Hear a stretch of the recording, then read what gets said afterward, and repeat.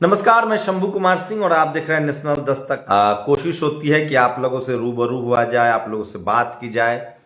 ऐसे दौर में जब टीवी अखबार सिर्फ और सिर्फ झूठ फैलाने में व्यस्त है, तमाम लोग जो पेशे से पत्रकार हैं, और ऐसे समय में जब पत्रकारों को जेल में डाला जा रहा है बात कहने से, तो सवाल है कि आखिर बात करेगा कौन। मीडिया लगातार झूठ, अफवाह और सरकार का प्रोपेगेंडा बन गई है। ऐसे दौर में सोशल मीडिया वो प्लेटफॉर्म है जो आपको सच्चाई से रूबरू कराता है। ये देखिए,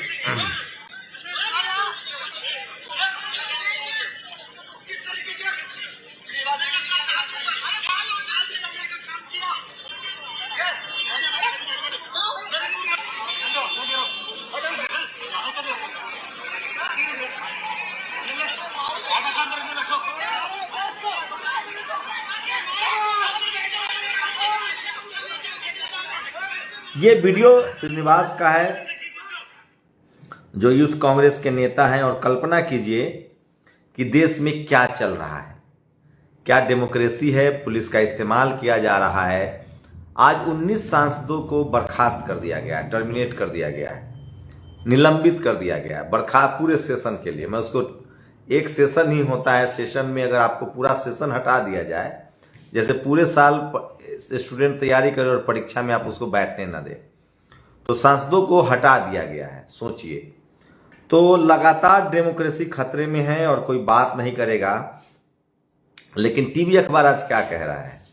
टीवी अखबार को इन खबरों से मतलब नहीं है, वो आपको रोजी रोटी हक अधिकार की खबर नहीं बताएंगे। सोचिए, मीडिया ने कितना बड़ा झूठ बोला कि भारत दुनिया का 5वीं अर्थव्यवस्था बन गया है, जबकि सच्चाई ये है कि आज संसद में सरकार ने कहा है कि हम 5वीं अर्थव्यवस्था तो कभी बने ही नहीं थे, हम सिर्फ और सिर्फ 6ठी अर्थव्यवस्था तक पहुंचे थे। वहीं आज सोनिया गांधी से जो ईडी पूछताछ कर रही है, उसको लेकर कांग्रेस प्रदर्शन कर रही है देश भर में। सवाल यह है कि इसी तरह से मैं सिर्फ SC, ST, OBC और माइनॉरिटी के लोगों से कहना चाहता हूं कि कांग्रेस के लोग अपने नेता के साथ हैं।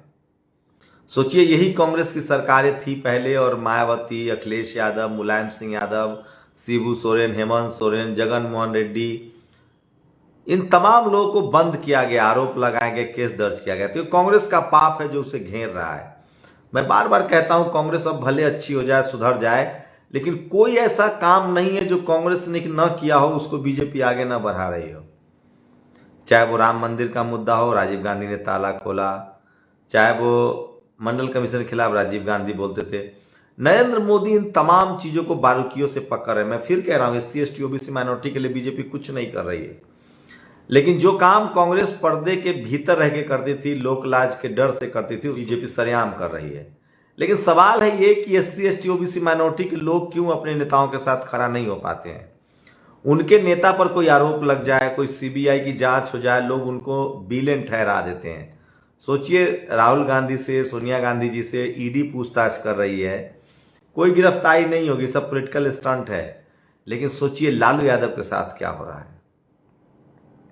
मायावती जी के साथ लंबे समय तक क्या हुआ।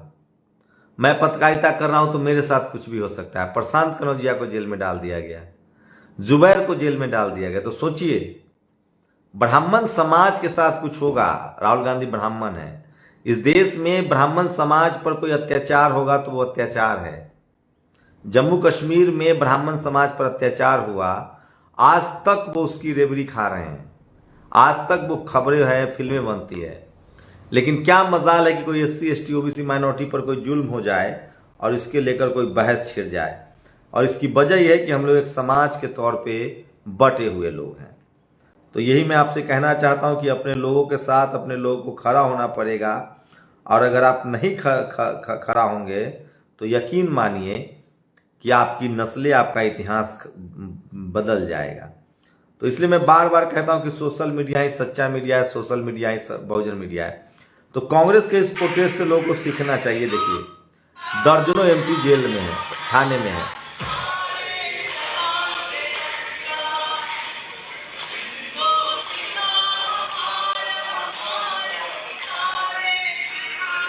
आज दर्जन भर से ज्यादा जो एमएलए हैं, एमपी हैं, उनको इस तरह से दिल्ली में हिफाजत में रखा गया है। तो एक बात तो है कि बहुत सख्ती से निपट रही है बीजेपी कांग्रेस के नेताओं से।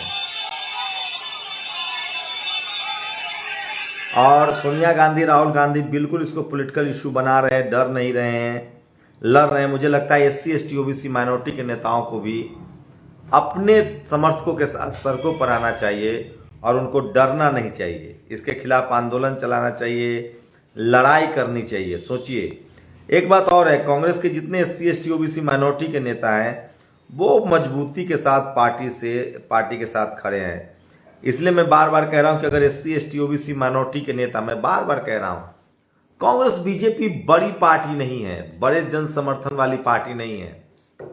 ये सब पैसे वालों की पार्टी है। असली जन समर्थन जो है वो डीएमके के पास है, आरजेडी के पास है, सपा के पास है, बसपा के पास है। सोचिए, 10-10 करोड़, 20-20 करोड़, 30-30 करोड़, 50 करोड़ जन समर्थन वाली एक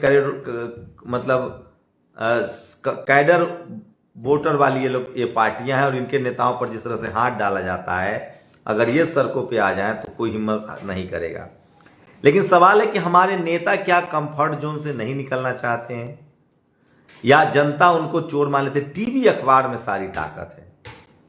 एससी एसटी ओबीसी माइनॉरिटी के नेताओं को न तो टीवी अखबार की समझ है, न उनके पास टीवी अखबार है, न उनके पत्रकार हैं। सोचिए किस तरह से अभी शेड्यूल कास्ट के लोग ग्लोबली एकजुट हो रहे हैं, ओबीसी के लोग ग्लोबली एकजुट हो रहे हैं, देश भर में एकजुटता बनी। तो कल प्रधानमंत्री कह रहे थे दलित, पिछड़ा, आदिवासी और विकलांग, महिलाएं, इन सबको हम न्याय देंगे।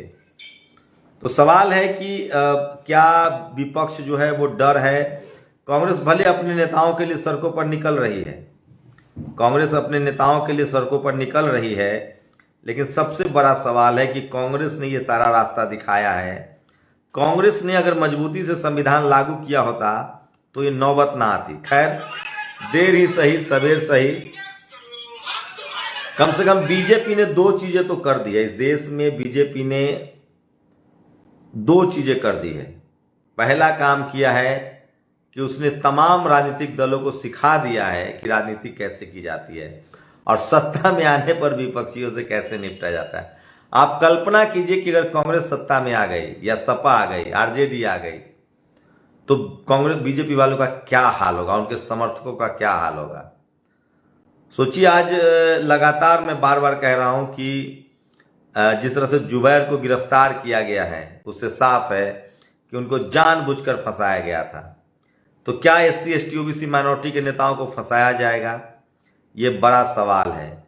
एक बात मुझे पता है कि जो सपा है, बसपा, आरजेडी के नेता हैं, ये लोग जब सत्ता में आते हैं तो संविधान के हिसाब से देश को चलाते हैं, संवैधानिक तरीके से देश को चलाते हैं।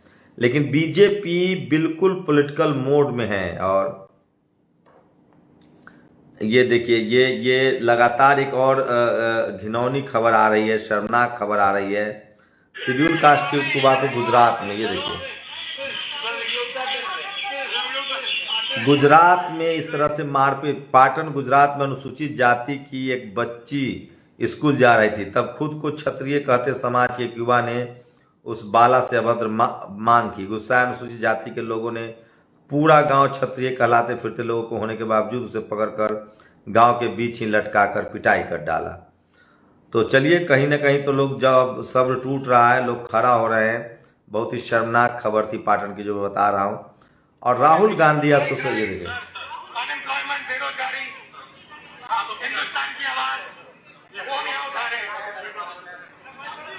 जनता की आवाज। ये जो पूरा सिस्टम है, ये पूरा पुलिस का सिस्टम है, आज अदानी जी और अंबानी जी चला रहे हैं इसको। ये सब अदानी जी अंबानी जी की सेना है, पहचान लो।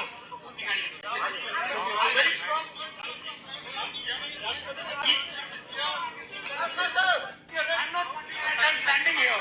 Okay. Price rise, unemployment, बेरोजगारी, हिंदुस्तान की आवाज वो हम यहाँ उठा रहे हैं, जनता की आवाज।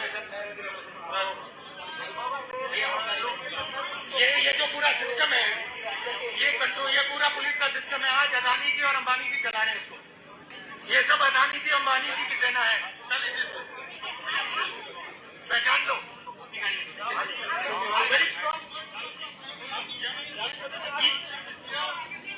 तो सोचिए, कांग्रेस ने अपने ऊपर जो जांच बैठी है उसको पॉलिटिकल टूल के रूप में इस्तेमाल कर लिया और ताकत बना लिया है। एससी एसटी ओबीसी माइनॉरिटी की जनता, उनके नेताओं को भी यही टूल बनाना पड़ेगा। इस देश में आंकड़ा आ रहा है कि लगभग 90% एससी एसटी ओबीसी माइनॉरिटी के लोग बिना ट्रायल, बिना सजा के जेलों में सड़ रहे हैं। हाईकोर्ट, सुप्रीम कोर्ट में कोलेजियम सिस्टम से जज बनते हैं, जातिवादी जज बनते हैं। थाना, पुलिस, दरोगा, हर जगह वहां लोग बैठे हुए हैं। 10% के हिस्से में पूरा संसाधन है, media, judiciary, college, university, bureaucracy, business.